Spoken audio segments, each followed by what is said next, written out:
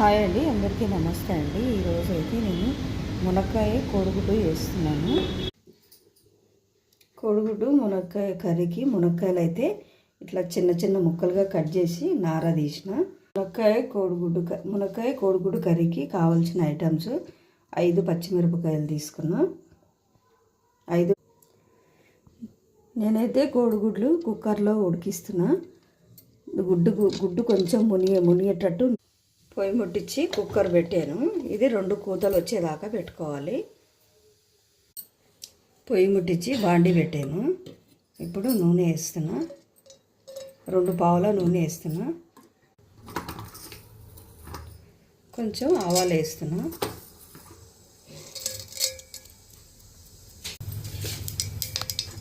ఇప్పుడు కట్ చేసుకున్న ఉల్లిపాయ చూడండి. కుక్కర్లో ఎంత బాగా ఉడికినాయి గుడ్డు పొట్టు తీసిన తర్వాత ఇట్లా కొంచెం కాట్లు పెడుతున్నా నేను.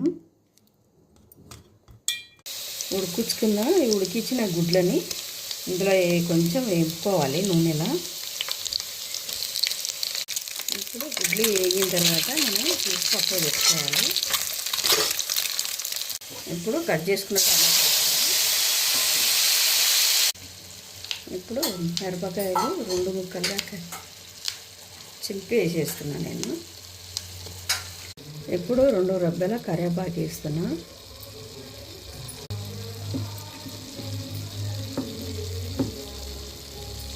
ఇప్పుడు ఉప్పు, 2 స్పూన్ల పసుపు వేస్తున్నా. స్పూన్ అంటే చిన్నగా ఉంది ఇది. ఇప్పుడు కట్ చేసుకున్న మునక్కాయలు నీళ్ళలో కడుక్కున్నా. మునక్కాయలు వేసేస్తున్నా. ఇప్పుడు అల్లం వెల్లుల్లిపాయ పేస్ట్ వేసేస్తున్నా.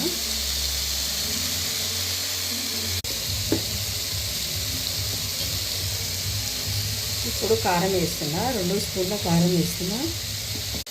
ఇప్పుడు 1 గ్లాసు నీళ్ళు వేస్తున్నా. ఎందుకంటే మునక్కాయ ఉడకాలి కదా, అందుకని నీళ్ళు వేస్తున్నా. సరిపడా నీళ్ళు వేసిన. ఇప్పుడు మూత పెట్టుకొని బాగా మునక్కాయ ఉడికేంత వరకు ఉడికించుకోవాలి. మునక్కాయ అయితే ఉడికింది. ఇప్పుడు నూనెలో వేపుకున్న గుడ్లు వేసుకోవాలి.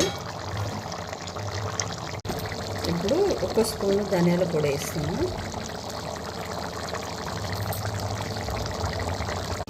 ఇప్పుడు లాస్ట్లో కొత్తిమీర వేసుకుంటే సరిపోతుంది. కొత్తిమీర వేస్తున్నా.